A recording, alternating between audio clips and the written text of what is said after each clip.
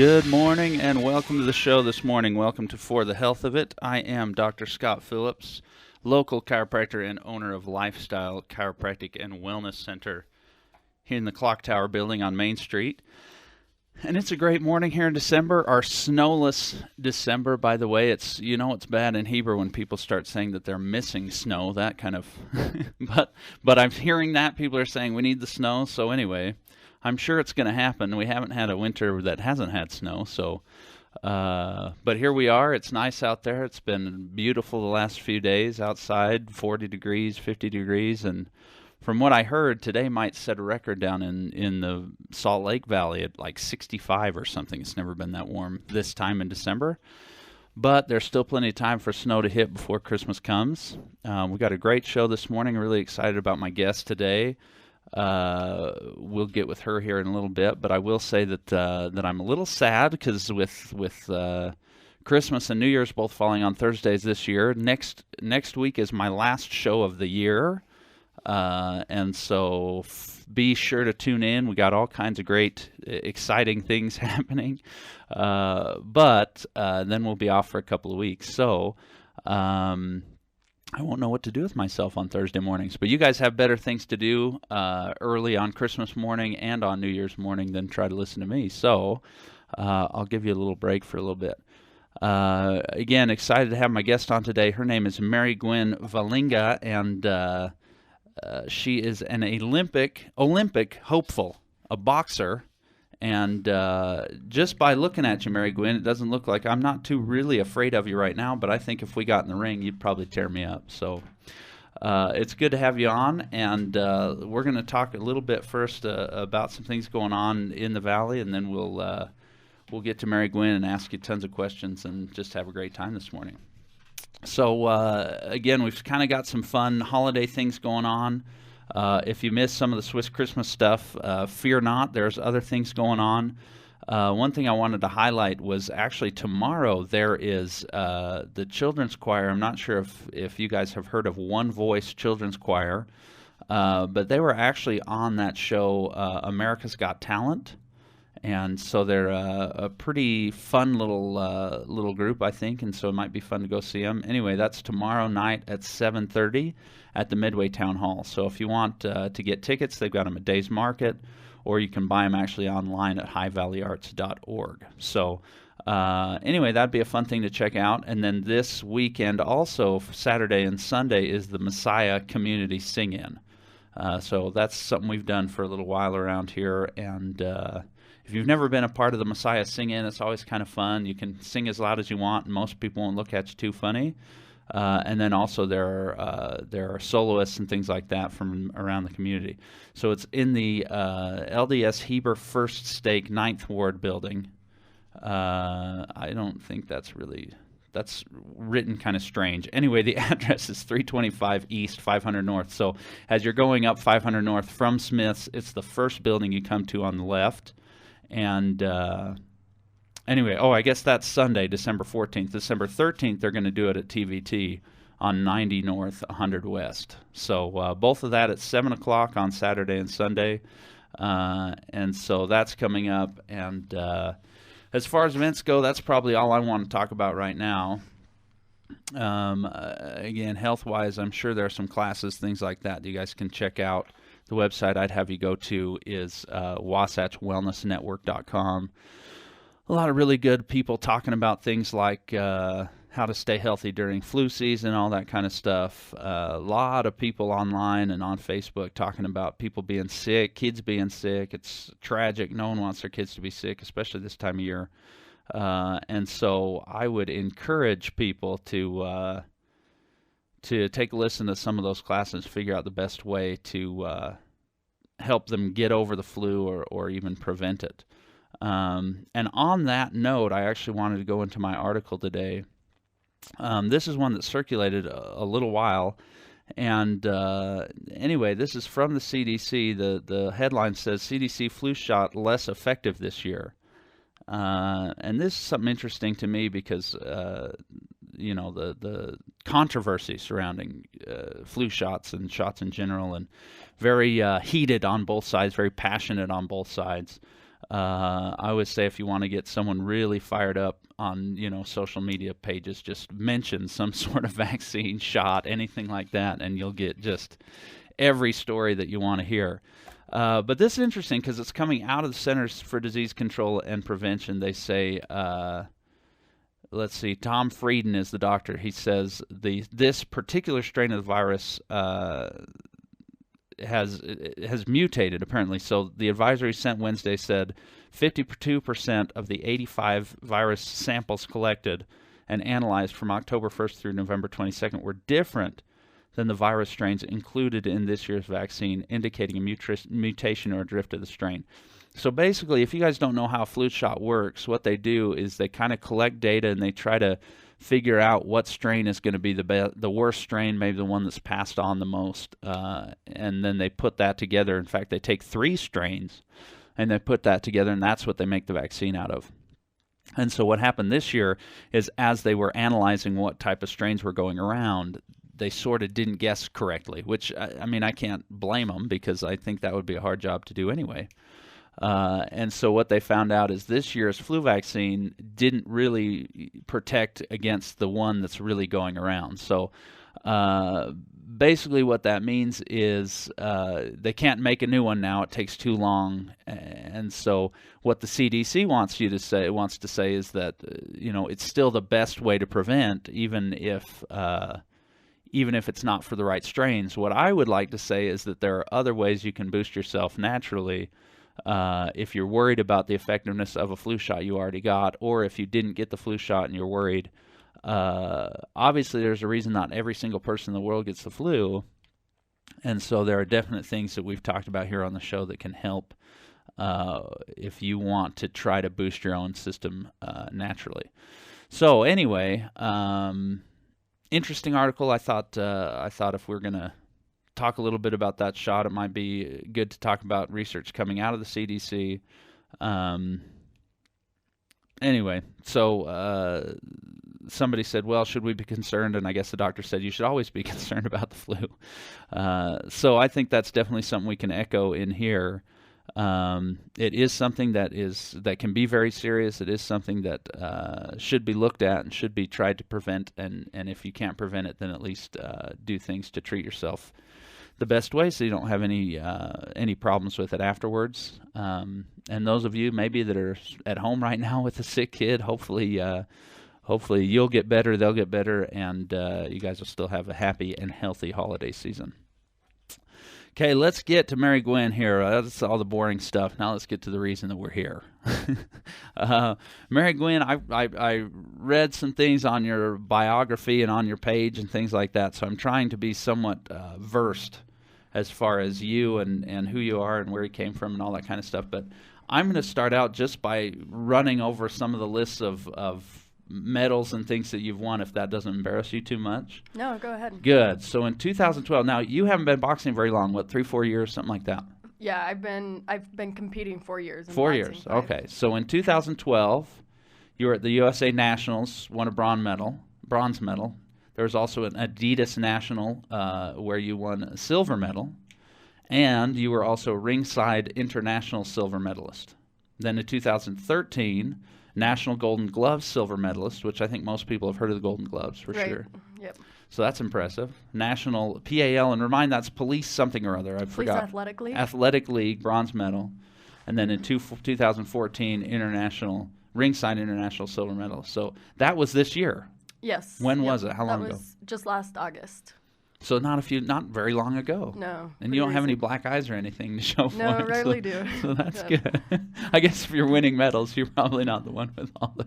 Anyway, so really, really impressive list of awards already for not having doing it very long. So you're definitely to be congratulated and commended. And then really why we brought you on the show. Here you are, a local resident here of our great valley.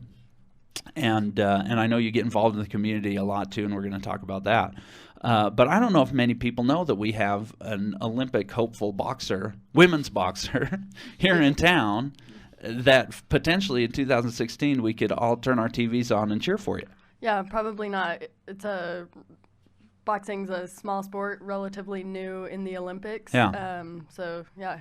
So doesn't get a lot of press. let's talk a little bit about that actually, because what I was reading is that in 2012 was the very first time that women's boxing was even a part of the Olympics. Yeah, that's right. It's the first time that there was a women's equivalent for every male sport, actually. So That's right, it's really and the whole exciting. across the board. Right. Yeah. Which seems like that should be 1912, not seems 2012. like it, right? But here we are. Here we are. Yeah. We've made it. No, I'm sure there's still things to do. But so tell me the reason maybe that it wasn't that way, that they didn't look at boxing the same way, and maybe kind of what had to happen to change the minds of all those board members. Sure. Yeah. Well, women's boxing in general has been something that's been hard to get, I guess, on track. It wasn't made legal in the United States until the late 90s.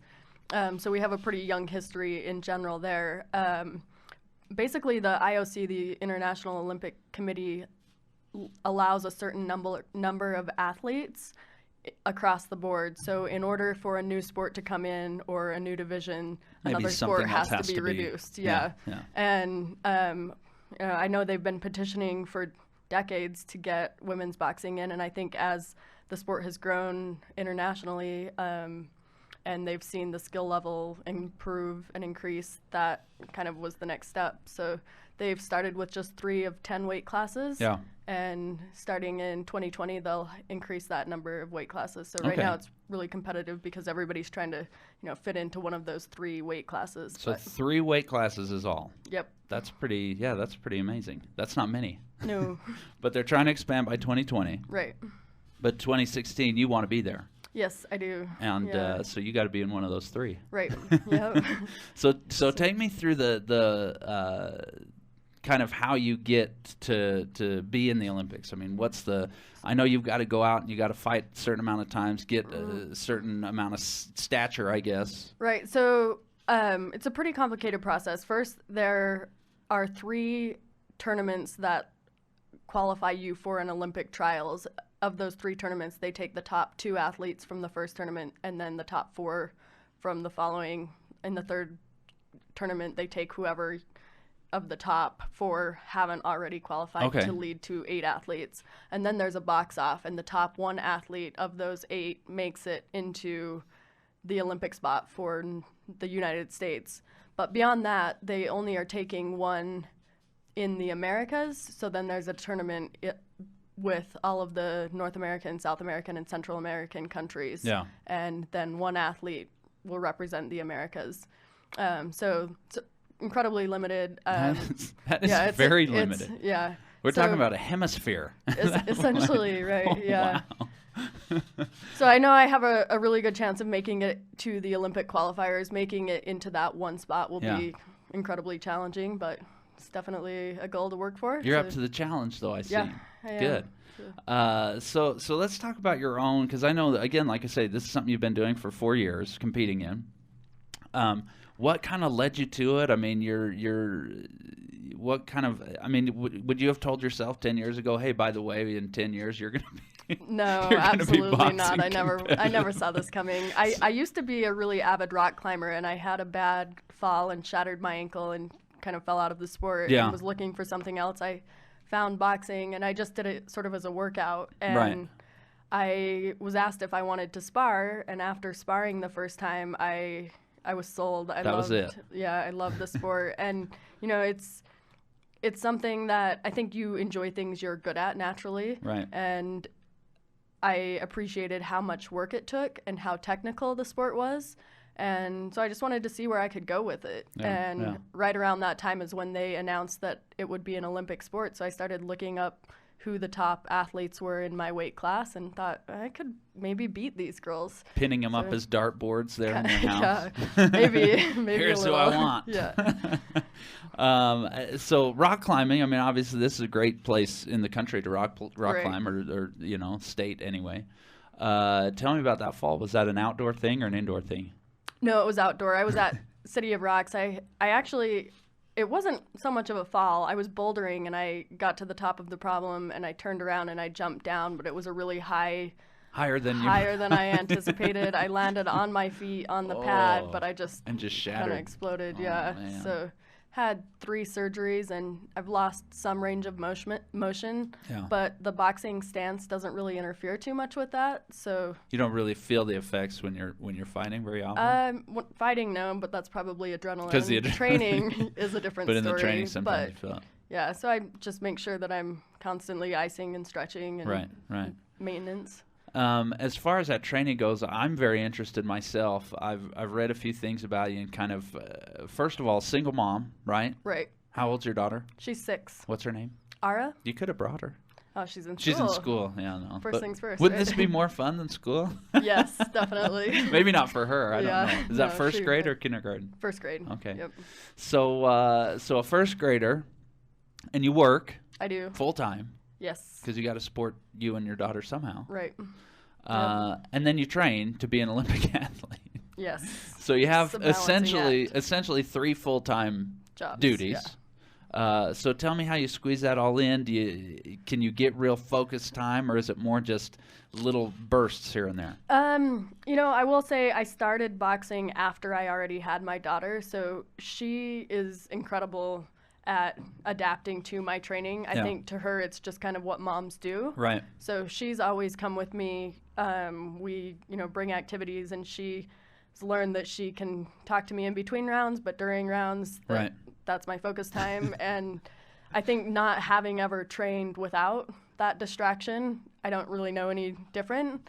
But I do, I get up early and I do some of my training beforehand. I do a lot of my training after I put her to bed. Yeah. And then I just drag her to the gym and make it work. Now, how early is early that you get up? It depends. Right now, 6. Yeah. Not as early as some. No, that's but not too yeah. bad. No, it's not. I mean, But it's you not get some good 5:30 focus anymore. time in. I do. Yeah. Good. Did you do it this morning? I did. Nice yeah. work. You're not even sweaty or anything. Nice job. No, I showered. Good. So I was gonna say, I mean, if nothing else, I think we should tell parents how to be able to do that kind of thing without, convincing your daughter that she shouldn't distract you the whole time. I was one that even yesterday I was trying to work and I had my kids in the office with me, and my daughter, she's 3, but she was in there just hounding me, and I'm like, honey. Right.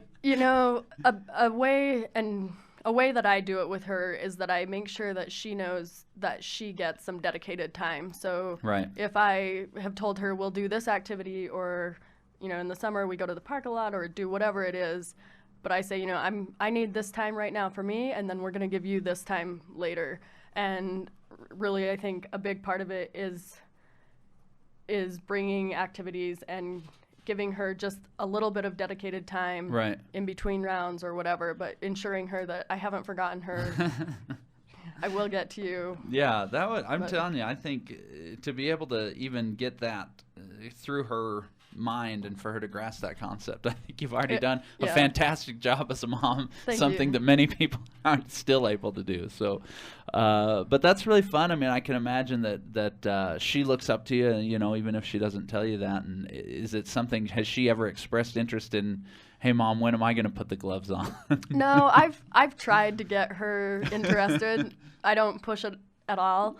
Occasionally, if there's other kids in the gym or if there's somebody with a camera, she'll put the gloves on and kind of play around. But Right. if it's not her thing, then that's fine. And, she does enjoy doing workouts with me and, push-ups and whatever other things I'm doing, and she'll enjoy playing around with that. But just kind of, I don't want to push it on her. If it's something she wants to do, that's great. But Sure. if not, that's fine too. Yeah, so again, I kind of read a little bit about your bio, and the one thing I found kind of fascinating was that you grew up on a watermelon farm. I did. Yeah, I grew up in Maryguenn. And one of the things that you wanted to do is be able to chuck the watermelons like your brothers, right? Is that something that kind of pushed you to? So tell me about. How many watermelons constitutes a watermelon farm?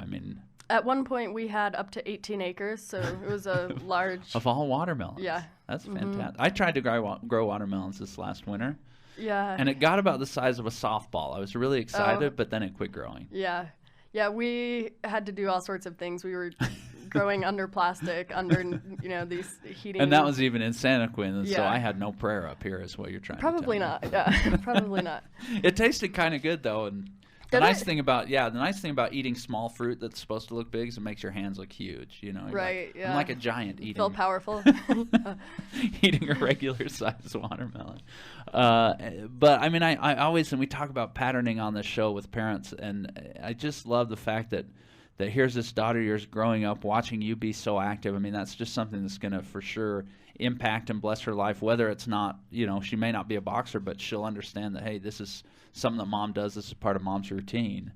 And Yeah. we could sit down and tell our kids, hey, you should work out, you should exercise, you should treat your body right.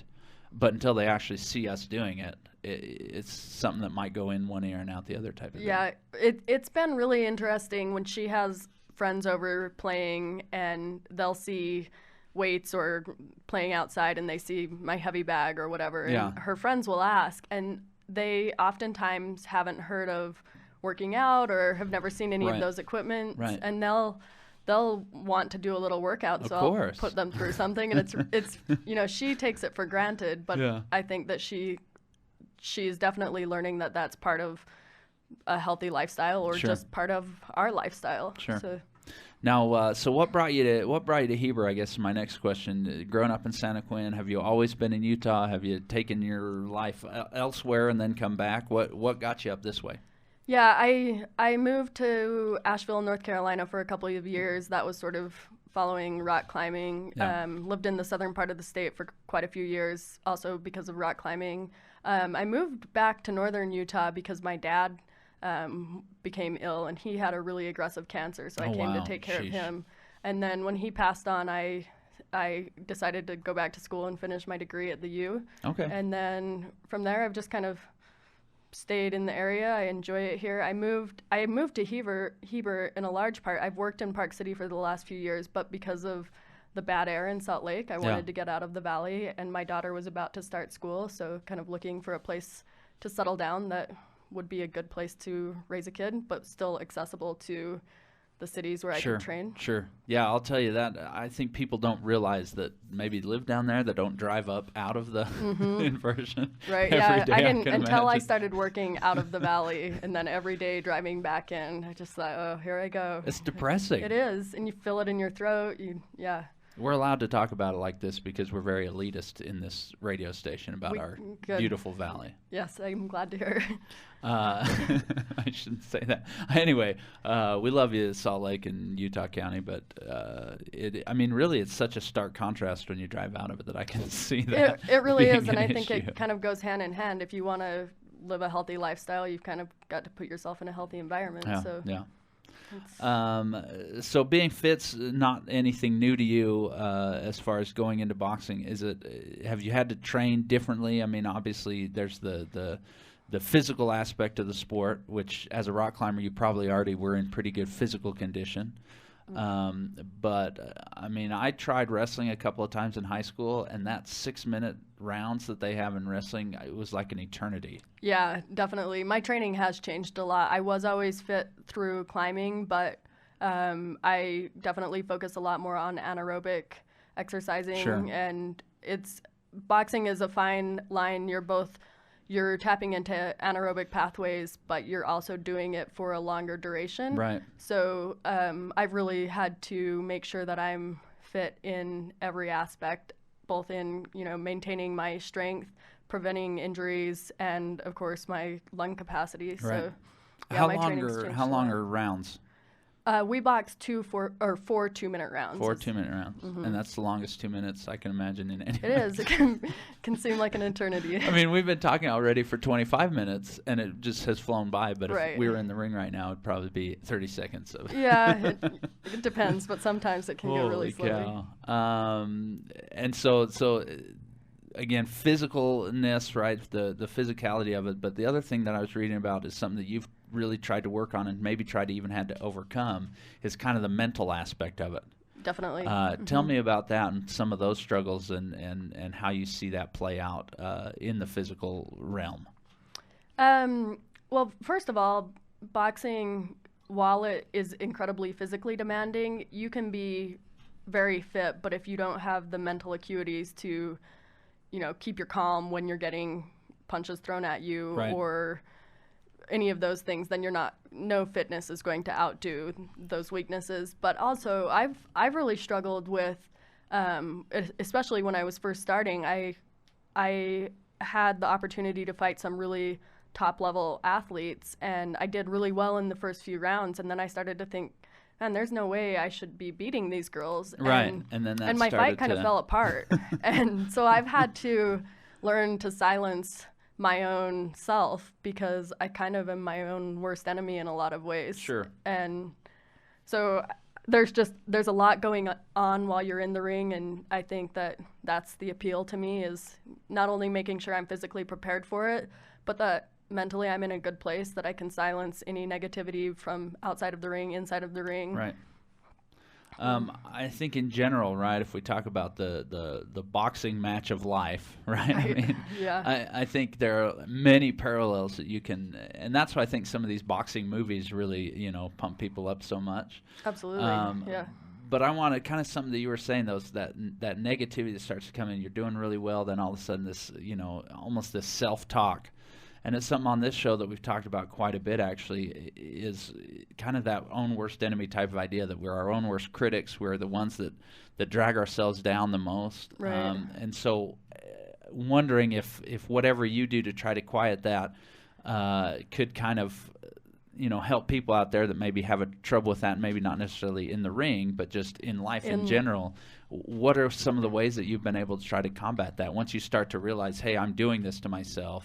Is it just the awareness of, or have you had to try to do things? I have tried to do things. One thing I always do is make myself pull out both mentally and physically, but I think that physical removal, so, in the ring, that might be as simple as taking a step back and then coming back in. Right, not quite being toe-to-toe, right, so but that step back, it's kind of like my reset. So I take a step back, okay, I'm like leaving all of that negativity outside and just going in knowing what I'm capable of. And I think that, I've had a really good friend talk to me a lot about self-talk, and that's something that I'm working on, but I'm starting to use more just positive reinforcement with myself. Right. And whether it's a mantra that you're telling yourself over and over in your head, or, I think that being very present and aware of where you're at, that helps me a lot, because usually I'm in a good place. Sure. It's when I let myself think about, I don't know, anything other than what's really happening, because the reality is I'm in a good place. Right. So. Almost an exact word-for-word conversation I had with someone else last week, different guest, completely different, place in healthcare. But here we are kind of talking about these same things, which I think is always very interesting, because it all comes down to kind of these very similar ideas. And that was exactly what she was talking about, is that being present, saying, hey, why am I worried about the past? Why am I worrying about the future? When I think about here and now, right now is pretty good. Yeah. Well, and I always remind myself that the reason I box, primarily, I never thought I'd get here. I don't know where I'm going, but it's because it's fun. Yeah. So I remind myself, hey, you're having fun. Right. So whatever you're thinking really doesn't matter. Like, enjoy what you're doing. Yeah. And that usually helps. And don't worry about all that other stuff that you can't even control. So exactly. Yeah. I love that step back, kind of, take yourself out of the situation. I think that's something that can definitely transcend just not boxing, but life in general, right? If you just parenting, kind of feel yourself in parenting. Holy cow, I had a moment this morning for sure, my wife can tell you about, where I made breakfast, then I wanted to go for a run myself, and right now, unfortunately, I'm on the treadmill, which I hate, but I'm at home. And so I make breakfast, and I tell them, okay, you got breakfast, now eat. I'm going to go run. And literally not 2 minutes later, they're fighting for some reason. So I have to go back out and figure out what it is. Well, they've all left the kitchen. They're all playing somewhere else. Breakfast wasn't touched. I'm like, guys, I asked you one thing to do. Yeah. Yep. It's almost as if they're not rational thinking adults, and these are 7, 5, and 3-year-olds, and so I can't really get What's too wrong? mad. But no, you're right. I mean, it's one of those. Hey, okay, I'm going to step back from the situation. We're going to kind of reset, and then go in with a clean slate. I think is a. Don't worry about whatever's happened. If I've been winning before, if I've been losing before, here's the time to kind of get back into it. 0-0 right now, basically. Right. Yep. I love that. Can I put you on the spot and ask you if you have a favorite fighting or boxing movie? Oh, yes. I really like Cinderella Man, and I know it's kind of a cheesy No, movie, it's but I love it. fantastic. Yeah. I love that movie. Yeah, In that fact, is you talk about that mental acuity that the your own physical, the training or the physical fitness can't ever overcome that. And I think in that story, it being a true story, right. I Yeah. mean, Braddock was a completely different fighter when he had this, other drive, this other Exactly. thing behind him. Well, and I think that to be really great at anything, you almost need a motivation aside from just being great. Yeah. And for me, I think I do. And I think with him, that was true. I think, Right. yeah, that That's a story great makes you feel movie. good. Great Yeah. movie. Yeah, and you can't help it. How can you not If like only it? you could watch it before every fight, but it's too long. Right, Probably. yeah. Maybe a clip. Do you have any kind of and maybe you're not even allowed to divulge, but do you have any type of like pre-fight workout or pre-fight thing that you go through? Any music that you listen to, anything like that? No, I do listen to music, but not the same music Nothing every specific time. that you're like, this I is like my... mellower music actually when Yeah. I'm right before a fight. It kind of, some people like to get pumped up. I kind of like to calm down. But no, I go through, a pretty specific warm up and listen to music. And then one thing I always think about is how excited my daughter is when I get a trophy. And so Yeah. I think, okay, You kind of visualize I need that to a bring little bit. something home Because if you don't, that's what she'll be like, matters. wait, Mom. Yeah. Usually you come home with something. Yeah. Now, let's talk about fights, because I know the other thing that I was reading about is that because the sport's relatively new, not a ton, it's not like there's 20 fights going on in Heber every weekend that you can Right. choose from. Yeah. And not only that, but in Utah in general. So how do you balance? I mean, how many fights do you have to try to get in, on a regular basis, and where can you find these, or do you have to? Is it just all over the place? Yeah, I mean, I pretty much just travel at this point. There are matches or fights in Utah probably once a month, but Yeah. I haven't had a match in the state for over 2 years now. So I travel to tournaments for the most part because there'll be a conglomerate of athletes and Yeah, you'll yeah. definitely compete. But it's, there are many of the girls I'm competing against have 3-4 times the amount of competition Right. that I have. So I try and get as much as I can, but I also try not to let it get in my head if I'm in there with somebody who has a lot more experience than me, Sure. because that's kind of inevitable. That was something interesting too on your bio, that most fighters try not to box people that they could potentially lose to. They do. I've had a lot of issues with that. I've changed coaches because they didn't want me to fight girls who had more experience, and I've just always felt like, win or lose, I'm going to learn something, and Right. I'm doing this because I enjoy it, so I want to do it. I don't want to just be in the gym. So I've never not taken a fight, and I really feel like I'm where I'm at today because I've taken all of those, and my record wasn't great in the beginning, and I guess that was something that I chose to do, and I'm okay with that because Sure. it's really about where I end up, I think, not so much how I get there. Now, in the Olympic idea, I mean, it just seems like you go to the right tournaments and you place in the right places. Is there stock placed on just overall record, or is it just... There's really not. Yeah. No, in the amateurs there's not, and that's a big part of why I don't worry about Right. my record too much. So it's really about where you end up in those tournaments. So And have you... tell me what those tournaments are. What are you looking forward to, and how soon do you have to start qualifying for that kind of thing? so the next qualifying tournament is in mid-January. Okay. So that's the next big one that I'm looking at, and that's the first qualifier. But there are 4 or 5 main tournaments each year that lead to rankings and that the top athletes show up at. So I try Okay. and make sure I hit as many of those as I can. Sometimes actually I've never been able to meet all 5 in one year, but Right. I do what I can. So mid-January, where is this one gonna be It's at? in just outside of Spokane, Washington. It's the Okay. USA Nationals. Okay. So And Nationals, one that you've already medaled in a it little while is. ago. Yeah. Good. And so tournament-wise, you say there are 5 kind of qualifying. How often do you try to take fights? I mean, is this something you're trying to do monthly, every other month? Yeah, if I could fight every month, I would. You would. Hands down. But because I'm traveling and now with my daughter in school and work and finances primarily, Yeah. I basically, if I can figure out a way to get to a tournament and get out of work for a week and make sure I typically bring my daughter, but if all those things line up, Right. then I go. The stars align. Yeah, exactly. Yep. I mean, it just seems like there are so many challenges, so many obstacles to really make this work for you, and so I think you're to be applauded and commended for doing what you've done already. Thank you. I know that this website that I've kind of shared and that I've promoted a little bit and that I was reading was set up by someone kind of hoping to get you a little bit of support. Is that right? Right. Yeah. A great woman, Maryguenn Vellinga, she has really encouraged me to put myself out there a little more, and I've had a difficult time doing that. Yeah. It's hard to promote yourself. So she offered to make a website for me and has really helped me in just kind of getting myself out there a little bit more. It's a great website. Like Yeah, I she said, did a I've great job. posted it on my own page, and while we were getting ready for the show, I put that on there. But would you give the address so then anyone that's listening that's Sure. curious to go to it? Yeah, so it's just my name, Maryguenn.Vellinga.com. Maryguenn is Maryguenn, Vellinga, Vellinga.com. There you go. So yourname.com. Mm-hmm.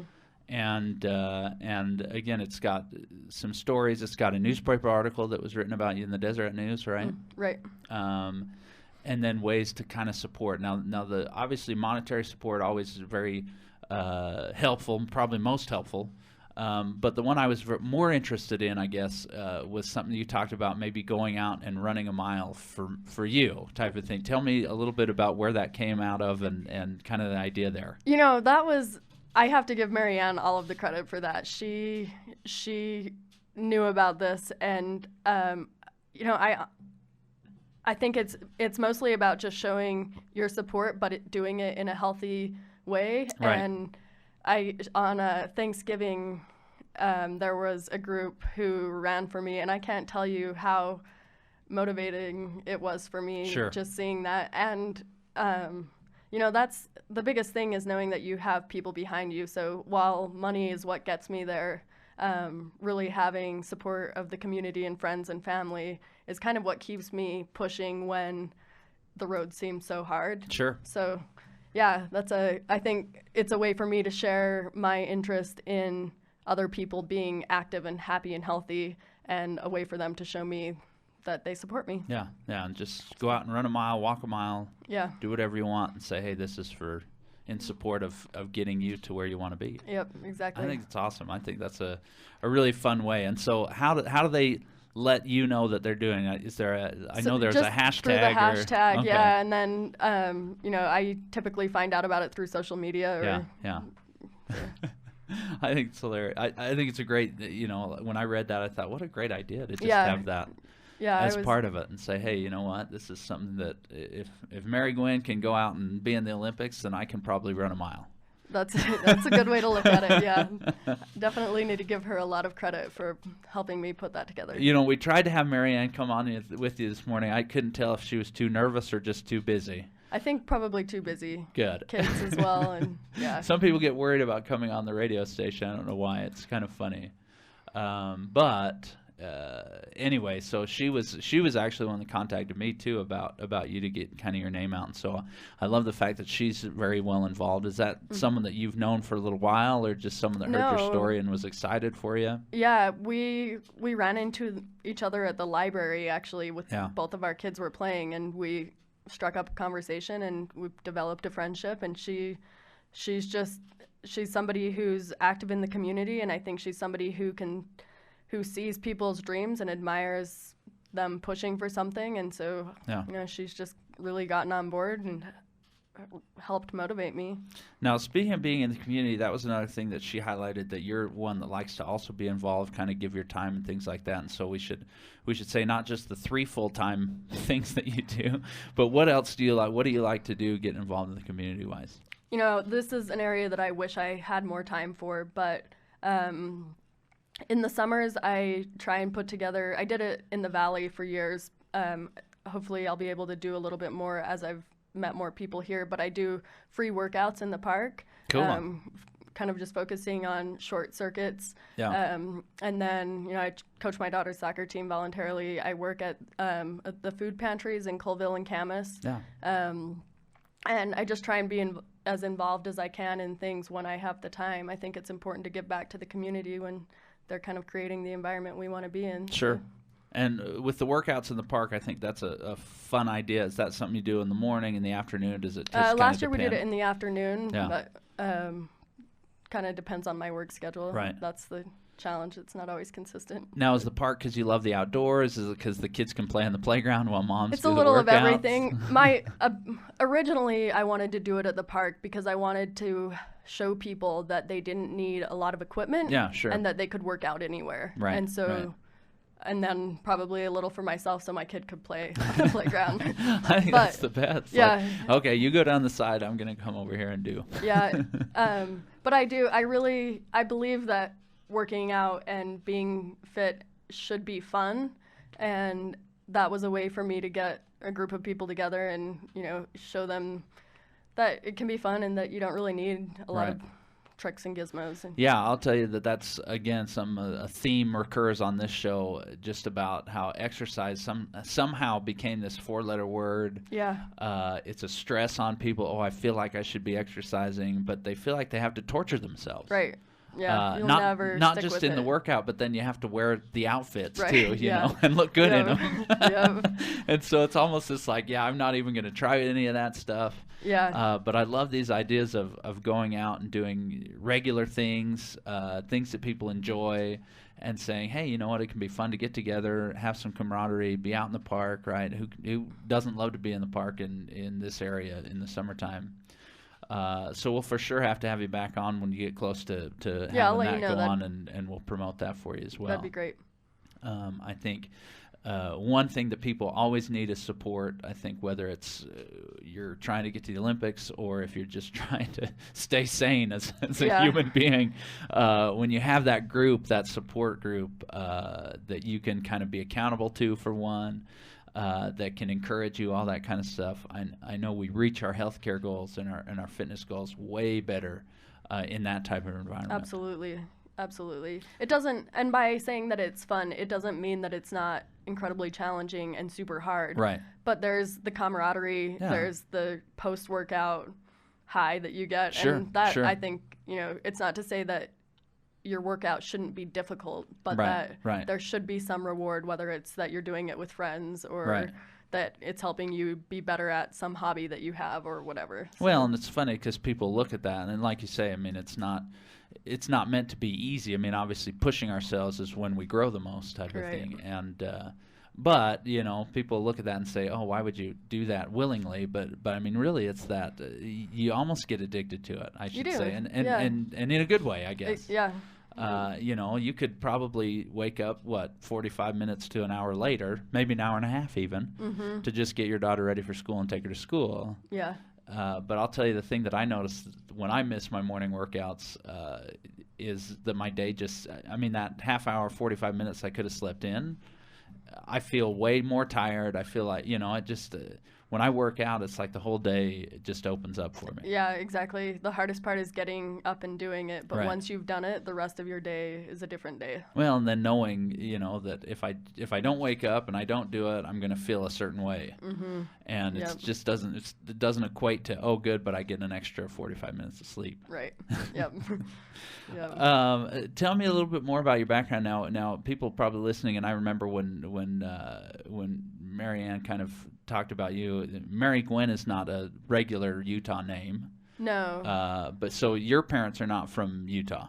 No, they're not.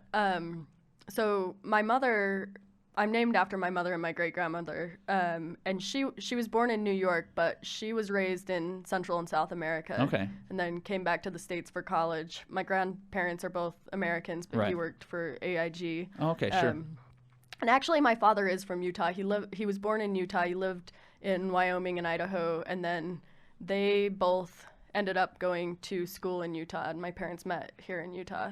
So And did they meet because of a common love of watermelons? Was that? no, not at all. Not Wasn't at it a all. watermelon growers convention or No, anything? no. That was years down the road. Oh, I Yeah, a love that wild idea, the watermelon farm. I mean, give me a break. Like I say, I couldn't grow one, but so that's kind of cool. So you have this kind of Central South American heritage that's part of kind of who you are, and but that's interesting. Your father was from Utah, so it's kind of coming home also for you in that type of Yeah, sense. in some ways it is, definitely. Now Yeah. you spent some time outside of the country, haven't you? Also. I have. I've traveled quite a bit, but I lived in Honduras for 6 months. I worked in an orphanage there for about 6 months, and Yeah. then traveled around pretty extensively afterwards. But So really, that kind of giving of yourself is something that you've done for a long time, something that you Yeah. enjoy. mm-hmm. It is. And I think in that sense, again, this is where Maryguenn's kind of point to have you on the show, which was really an exciting thing for me. I've kind of been talking about it for a little while because I'm like, hey, maybe even 10 minutes left. Maybe we should even kind of spar for a little bit and Perfect. kind of kick my butt here and show Great me really sound what quality there. Yeah, exactly. No, so really that was one of the first things she said. Here's this member of our community that gives back, that has all these things kind of pulling you all these different directions. And so I guess what I think of is I think of some of these Olympic greats like the Michael Phelps, like the just in all these areas and all these other sports that are very highly touted, and a lot of people know who they are and things like that, celebrity status type of thing. I mean, they train relentlessly. Right. Every day. Mm-hmm. I remember someone talking about Michael Phelps. He swims 365 days a year. Yeah. He's in the pool on Unreal. Christmas Day. He's in the pool on Thanksgiving Day. Yeah. I mean, he does not take a day off. And, Yeah, I and he's can't won a ton of say medals. that same thing. But that's the thing is here you are trying to get to that same Olympic athlete status with so many other things pulling on you. Yeah, it's a juggling act, to say the least. No. But I started the sport late. I didn't anticipate getting here, and at the end of the day, I have to keep in mind what some of my other priorities are. Sure. And it's a balancing act, but I really do believe that I'm a better mother and a better person when I have something that I'm doing for myself. So Yeah, for me, yeah. boxing is kind of that, and I think all in all, it helps me be a better person and well-rounded. And Sure. So. And I think that's one thing that there's always time is finite, right? We can't have more than 24 hours in a day. If only. Only. Say, hey, I'm going to go for the 36-hour day instead of the 24-hour day. But it's funny because everybody says, oh, I don't have time for this, I don't have time for that. But really, those 24 hours can be spent very differently. Yes. And I think anyone thinking that, they just don't have time for something they feel like could be a priority, I think maybe it's just looking at what they do prioritize. I think so, absolutely. And I also think that people, well, I don't know what people do, but I can say for Me neither. myself, I think that when you really set your mind to something, you learn how to make every minute count. So in training, I don't mess around at all. Sure. When I'm there, I'm focused, I'm driven, I'm working harder than I want to work because I know I don't have 365 Right, days or 5 right. hours a day to train, and other athletes do. And same thing with my daughter. We don't sit and watch TV because I want my time with her to be I was going to ask quality. what your favorite shows are that you watch all the time. Yeah, right. I can't even use my remote what? control. Yeah, exactly. But- So I guess training-wise too, tell me, are there gyms around here? Do you have to go other places? Do you go to one specific gym? Who's your coach? All that kind of stuff. I don't have one specific gym. I have kind of changed my training a lot in the last little while. So I do train on my own a decent amount, and that's because of either the commute to the gym or the Sure. lack of flexibility with my schedule and the other Right. coaches. I've been training in Utah County with Shane Stoneman out of the Pit. He has Stoneman Boxing for the last couple of years. Sure. I've also trained some with Shane Heaps in Park City. And then with Brittany Delgado more recently here in Heber, she Yeah. doesn't have a gym any longer, but we've been sparring a lot, and she's been helping me with training Right. just in the last few weeks. So. And she's a boxer herself, isn't she? She is. She's an excellent boxer. She's a pro. She's been boxing for years. Yeah. But yeah, she's great. Hopefully she'll get a gym back going in town, and I think that she's a great resource for the community as well. Yeah. So. Something that always interests me in athletes, especially ones that are trying for that kind of elite level. Tell me about nutrition. Tell me about stuff that you've tried to do, stuff that maybe you learned from.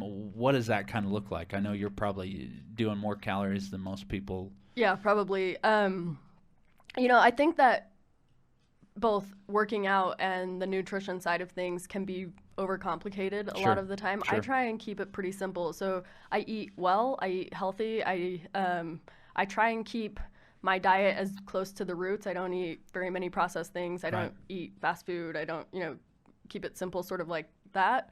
But I do try and focus on, clean proteins and a lot of high fiber foods. Yeah. I kind of stay away. I definitely don't cut out carbs by any means, but a few weeks before the fight, I do reduce my carb intake. Right. That's mostly because I have to cut weight. It's Sure, not ideal. sure. but I think that, eating, I'm never really on a diet. I eat, if anything, I'm eating more. I need the fuel for exercise. yeah. And I think that there's a big misconception that you need to cut calories, but I think it's really important to be more aware of where you're getting your food. Right. So eat fruits and vegetables and, eat as close to the source of the food as you can. And I think that that's really an easy way to eat well. Now, we've never had this conversation, right? We've never met. I didn't tell you to say that, did I? No, you didn't. Good, Is that because that I'm telling you, that's exactly what we talk about on this show. I mean, it's just one of those where, like you say, it's a complication factor. It is. Yeah. Which makes it a stress, which makes it something that we don't want to deal with, right? If Exactly, if it's something that I have to weigh every portion of my food and calculate how Don't many do calories that. it is and say, I can only have this many, and Yeah, I mean, no. it's so complicated. It is, and it doesn't need to be that way. Or even exercising, like, okay, Yeah. well, I ate a chocolate cake, so now I need to burn this many calories, so I have to do these types of, I mean, it takes all the fun and joy out of everything. It does. And I say if you're working out, make sure you're sweating. That's Yeah. my kind of barometer for whether you're doing something hard enough. Something and that actually your yeah, body and if you're feels not is sweating, tough. then work harder. Yeah. Do Keep something it simple. else. But- But really, I mean, I think that's when you're eating real food, we have these regulatory mechanisms in our body that says, hey, you've eaten enough, you're Right. good. Absolutely. This is what we needed now, and then we'll tell you when we're hungry again. And as long as you feed it with correct food, with the right building blocks to create yourself, then all of a sudden you can self-regulate. Exactly. Then you don't have to count. You don't have to do all this. And Right. there's actually a principle, I think I've even talked about it, so now I feel like I'm getting to be a broken record now because all these things are so similar show to show no matter who comes on. It's so funny.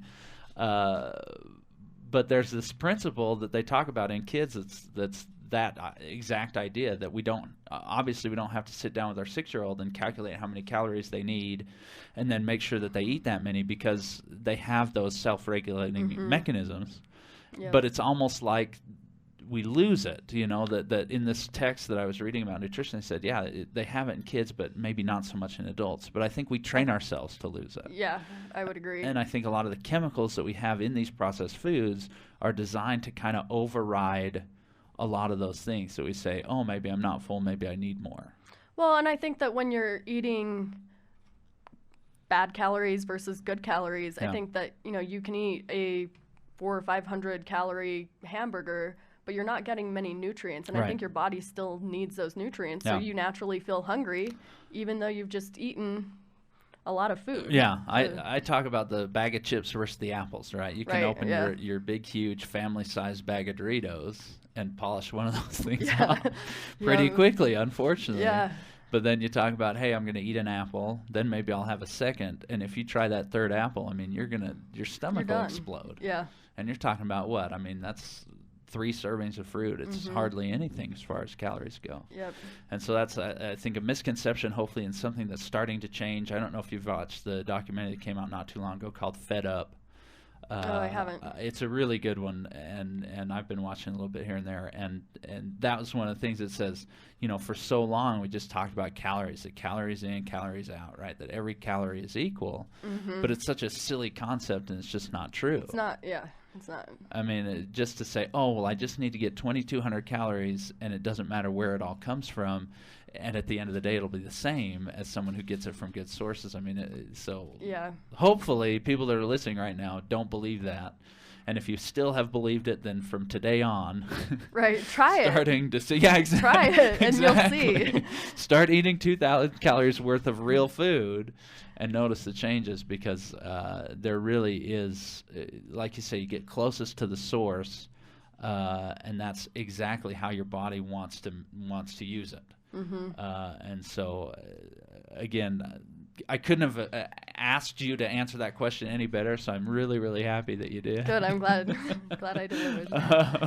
Not that you could have had a wrong answer, but I'll tell you, there's, statistics about elite athletes, and you talk about some of these people play football and the traumatic brain injuries, and really that's something in boxing too. I'm sure that's something that you face.